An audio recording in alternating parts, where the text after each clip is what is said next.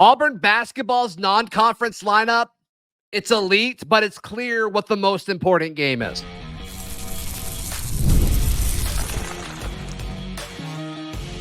You are Locked On Auburn, your daily podcast on the Auburn Tigers. Part of the Locked On Podcast Network, your team every day.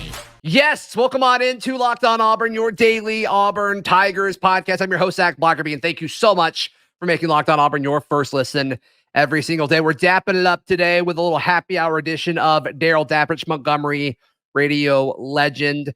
These exciting games keep being announced for Auburn basketball. The showdown with Houston, going to Duke for the ACC SEC Challenge, Holiday Hoopsgiving, when Auburn takes on Ohio State. I'm married into an Ohio State family, so travel arrangements are already being made for that one.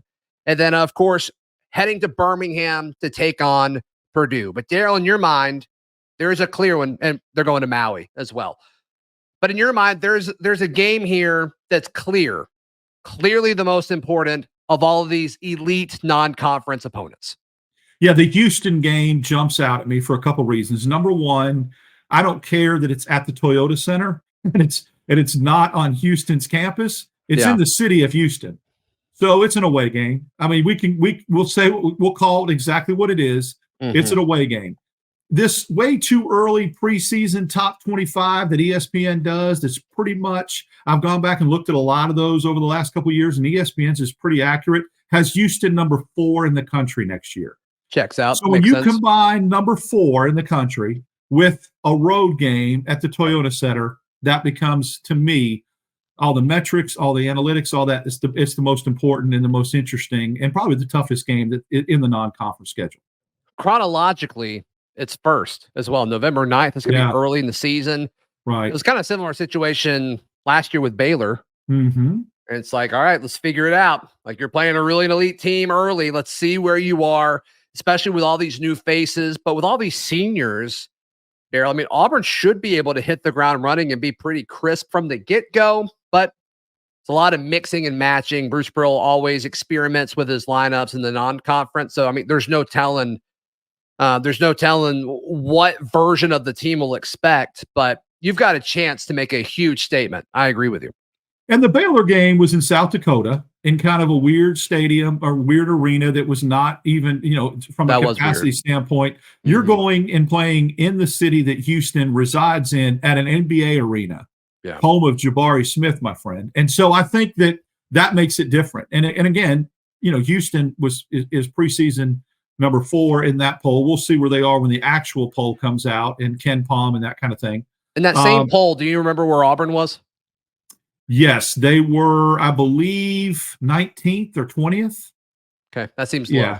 Okay. Yeah, they were somewhere, I think they were 19th or 20th in that poll. So, because I was really focusing on the opponents, which, we'll talk about some of these others that are, especially the Maui people or the Maui teams. But yeah, that's a really, really good matchup. It's a matchup of, a rematch from 2 years ago in the second round of the NCAA tournament, which also adds a little bit of spice to it. Yeah. So that's kind of cool. Which one would you say is the second most important?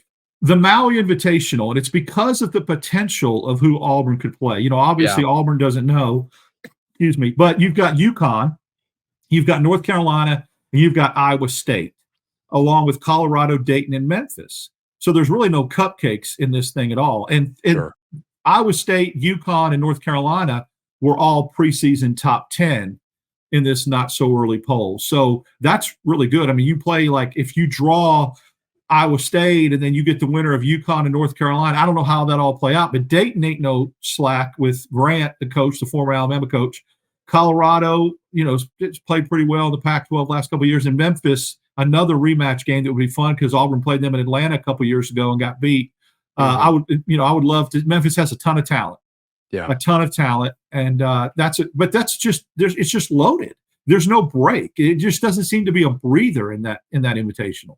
Yeah. I mean, you talk about the upside, the chance to beat a North Carolina or a UConn. I mean, that's something that almost moves you up a seed line when it's all said and done. Well, if you were to do that, if you were to beat Houston in Houston, and then you were to play UConn on a neutral floor and win that, the defending national champion, I mean, that's top like 5 stuff team.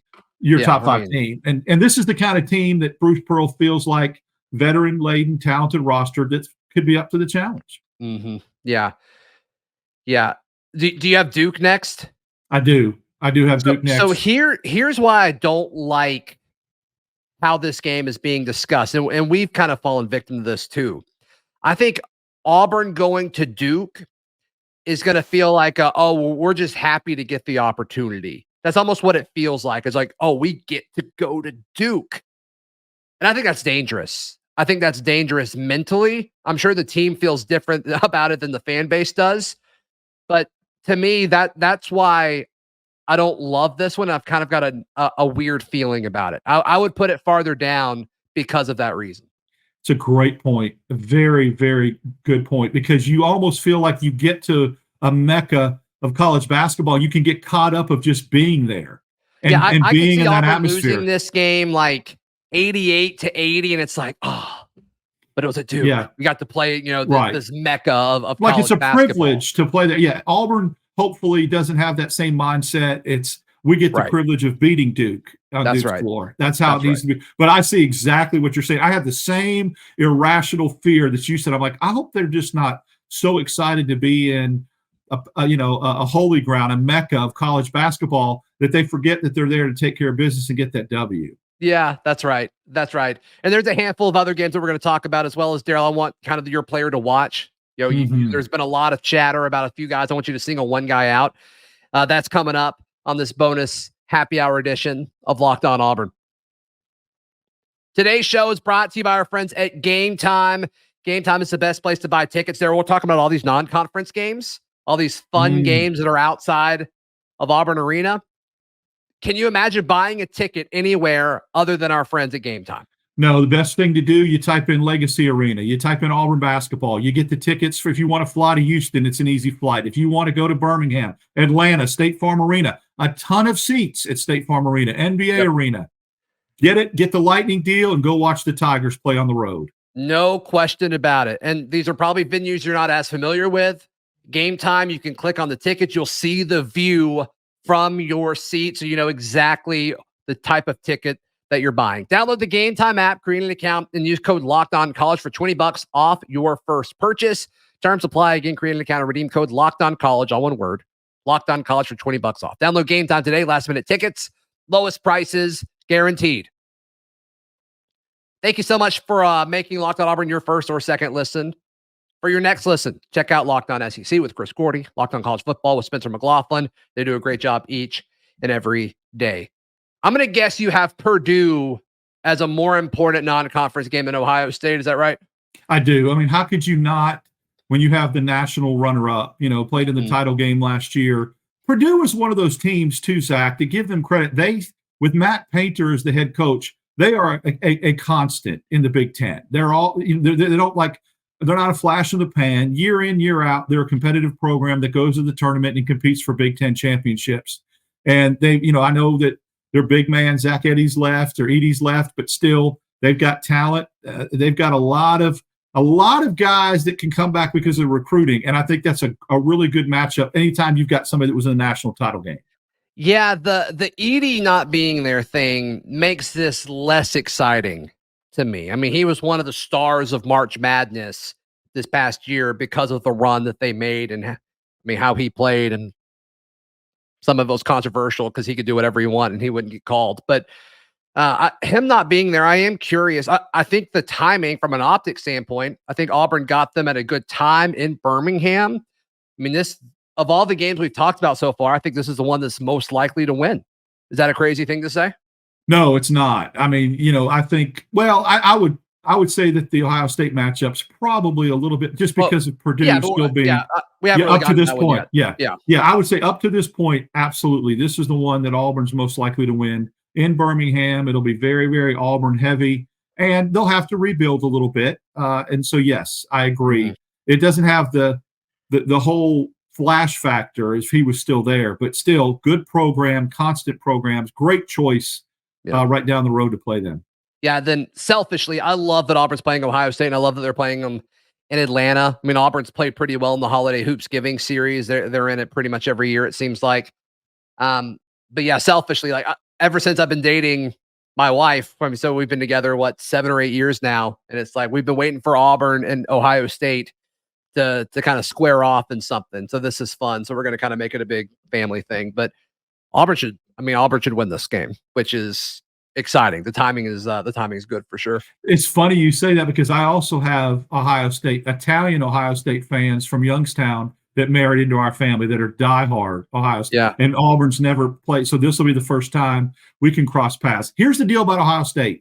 They fired their coach, who was a media darling about 2 or 3 years ago and was everybody's watch list to get a better job. And when the new coach took over, they went on a little bit of a run. Ohio State's brought in 4 transfers, one from Kentucky, San Diego State, Michi Johnson from South Carolina that played against Auburn the last couple of years. And I can't remember the other kid's name, but there's 4 kids they brought in from the transfer portal that are pretty high. Oh, another kid from Duke. So yeah, they have 4 kids from in the transfer portal. They'll look different than last year. They'll be more competitive. How do they mesh? We'll see. You know, it takes a little bit of time when you get that many transfers. Getting 1 or 2 here is one thing. All 4 of these kids could start. So that's going to be a challenge to put 4 transfers in the starting lineup with a coach that's only coached maybe 12 games. Yeah. But they'll look different than they did last year. And these kids are talented that came in. Fun matchup. I mean, to look at what Auburn's doing from a scheduling standpoint, an ACC powerhouse, a Big Ten powerhouse, another Big Ten school, and then obviously Houston, who is in the Big 12 and has really been good the last 3 or 4 years. And then what you may draw on the Maui Invitational, it's a gauntlet. It's awesome. It's so fun. It's so fun. And I mean, just like Hugh Freeze looked at Bruce Pearl at the ambush event we went to in Dallas, and Bruce Pearl was trying to justify it, saying, I always schedule tough non-conference. And Hugh Freeze looked at him and said, yeah, but you're overdoing it this year. He may be right. He interrupted him and said, yeah, but you're overdoing it a little bit much this year. And he is. And that tells me that he feels really, really good about his basketball team. Yeah, I think it's cool.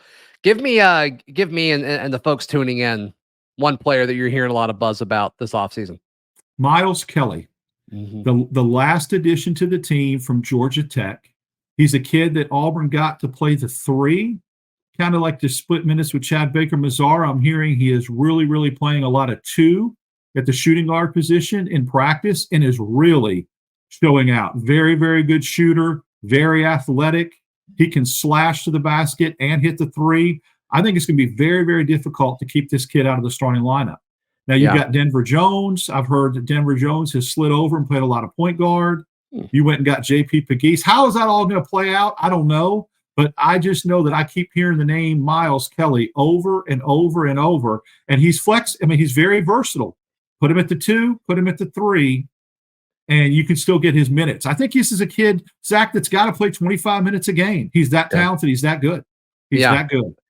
Yeah, I mean, this is a talented roster. He's a pro prospect, NBA prospect. So that tells you everything you need to know right there. Yeah, I mean, can't have too many of those. No question about it. Darrell, how can people check out everything you've got going on? Follow me on Dapp. Follow me on X, Dapp6410, and Instagram, Darrell Dapp, Wednesdays and Fridays with you here on Locked on Auburn. Yeah. Check out all of my written work at auburndaily.com. Like the video. Please subscribe. We'll see you next time. This has been Locked on Auburn.